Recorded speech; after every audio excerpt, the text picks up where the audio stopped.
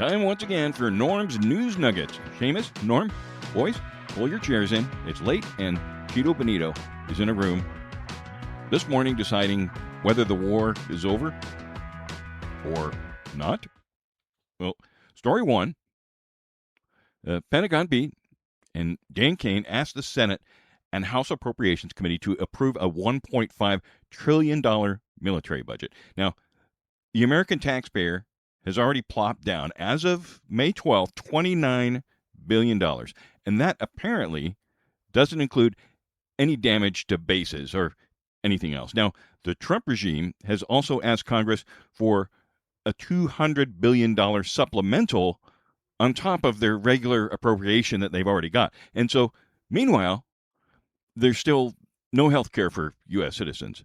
So now the pattern here that's repeating is that tech stocks are down this month on the prospect of peace, but the request for money from Congress, that hasn't gone down. So the pattern here would say the regime is getting ready for a forever war. And add to that the fact that Cheeto Benito's minions told Lockheed to quadruple their production in January before we started dropping bombs. Those patterns show that a peaceful resolution, that was never the plan.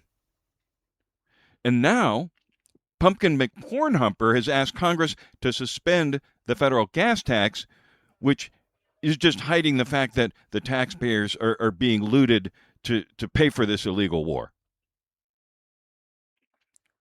Boys, Norm, you take this one first. $1.5 trillion for a defense top line? Are you fucking kidding me? They quadrupled THAAD production in January, weeks before the war even started, proving these suit-wearing sociopaths had the invoice ready before the first shot was fired. Now they're using a gas tax suspension to hide the $29 billion bill from you brainless fucking morons, while Lockheed hits a 52-week high. Shut up, Seamus. I know you're about to quote a dead general. Now, Seamus?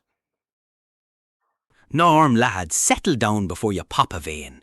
Though asking for $1.5 trillion while saving the public 18 cents at the pump is a heist so cheeky it'd make a highwayman blush. That January THAAD contract is the real punchline. They had the production lines humming before the first shot was fired, and now Lockheed's up 40%, while the press treats a 50% budget spike as a technical footnote. It's the influence and power Ike warned us about. Only now we're burning $29 billion and $500 million a week in gas revenue, just to keep the citizens from noticing they're the ones being fleeced. All right, story two. So from the budget room to the peace process, or what's left of it anyway. So the Ukraine peace talks. Putin proposed them, then doesn't show up, sends his lackey instead. So they talk for 2 hours. There's no ceasefire, but at least there's 1,000 for 1,000 prisoner swap. So the largest so far in this war, and a list of Ukraine children Kiev says Russia forcibly deported. Now, shortly after that, little Marco Rubio meets with Cardinal Matteo Zuppi to see if the Vatican can be used as a venue for round two of the Ukraine peace negotiations. Then after that, everything kind of went to crap. So Russia says meeting at the Vatican is unrealistic and a bit vulgar, and then the Vatican doesn't want to appear to be taking sides, and Adolf Hitler is worried about his ballroom and his cage fight on the White House lawn, but doesn't seem to be worrying about the American people too much and what's going on with us. So, Seamus, 600 years of European wars is your terrain. Lavrov just called the Vatican vulgar, and Peskov says there's nothing on the calendar coming up. So you first. You take this one first. Here we go. Lavrov calling the Vatican vulgar is a proper laugh coming from a chancer whose idea of diplomacy is a smash and grab. The Vatican's been brokering peace since before Moscow had a zip code, but the Kremlin is terrified of a room they can't bully, especially with a new American Pope shifting the gravity. They'll trade prisoners in Istanbul because it's a marketplace, but they'll dodge the Vatican because it's a courtroom, and they know exactly how guilty they look. Norm? Vulgar? Lavrov is a sentient skid mark who wouldn't know dignity if it bit him on his Botoxed ass. While Ukraine is doing this soul-crushing work of handing over lists of their stolen children, that blowhard McGazbag is busy treating a peace track like a bad Yelp review. One side is showing up to save their future, and the other is just a bunch of weapons-grade dipshits performing for a domestic audience of brain-dead cockwombles. On May 17th, a drone struck the United Arab Emirates nuclear plant. It was their only one. 3 drones came in across our western border. 2 were intercepted, and the one that got through set an electrical generator on fire on the perimeter. The fire was contained. No radiation was released, or reported anyway. And the UAE Defense Ministry, though, came out and said the drones came from Iraq. Now, meanwhile, over in Amman, Jordan, Yemen and the Houthis announced the largest prisoner swap of an 11-year war. Over 1,600 prisoners will be swapped. And many thanks go to Hans Grundberg, who has been at this for 14 weeks, doing the slow process of peace. Then, well, Beijing was hosting Trump and his buddies, and while Istanbul was hosting Russia and Ukraine, and the UAE was watching its only nuclear plant burn, Hans, with the UN, moved 1,600 families home, and not a single headline. So Hans was just checking around, and it turns out you're the man. So, boys, tell me what an honest account looks like here. Norm, you go first.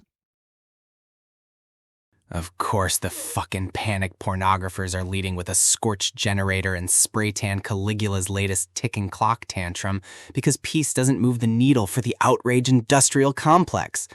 Hans Grundberg spends 14 weeks moving 1,600 actual human beings home through the ICRC, and it gets buried under the digital slurry of a drone strike that didn't even leak radiation.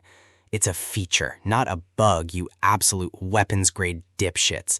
The escalation gets the cameras, while the only work that actually functions is treated like a fucking clerical error. Jameis, bring it home for us. Ah, here we go. Norm, lad, breathe or you'll turn into a heart attack purple potato. You're right, but the Baraka strike is just a flashy bit of shite for the lads who love a blood ticking clock punchline. While the cameras were chasing a bit of smoke in the UAE, Grundberg and the ICRC were in Muscat doing the patient heavy lifting that actually moves the earth and mends the families. It's a funny old world where the theatre of war gets the front page, but the only structures that actually feckin' work are the ones we're trained to ignore. Well, there you have it. 3 stories, a budget request that scales up the war machine, even while defense stocks fall on ceasefire hopes, which appear to be part of an industrial-strength pump-and-dump scheme, a peace tour that ended with a Kremlin spokesman's words vulgar, and drones from a potentially Iran-backed Iraq land on the UAE at a nuclear power plant. Now, all this BS was so cinematic, it pulled the country's attention away from a 1,600-person prisoner exchange that actually worked. That's the business model for war in 2026. The bluster, the explosions, the tweets, they all get the cameras. The patient work, which is how you build peace, crickets. Supplemental gets the deadline. Gas tank gets the pause. Hans Grundberg, one of the people that's actually getting things done to make people's lives better, he gets the next round of funding cuts in some appropriations bill nobody is going to read anyway. So we're not the ones who close any of these rooms out for peace. We're the ones who pay the bill in treasure in the lives of our loved ones. Now, pay attention to the things that matter. I'm Analog Scott, and this has been another edition of Norm's News Nuggets. Find us at loopta.com, looptah.com, analogscott.substack.com. Talk to Machines on Instagram and YouTube. Subscribe and or leave us a comment and give us a like. Have an amazing day. Much love and peace to you all.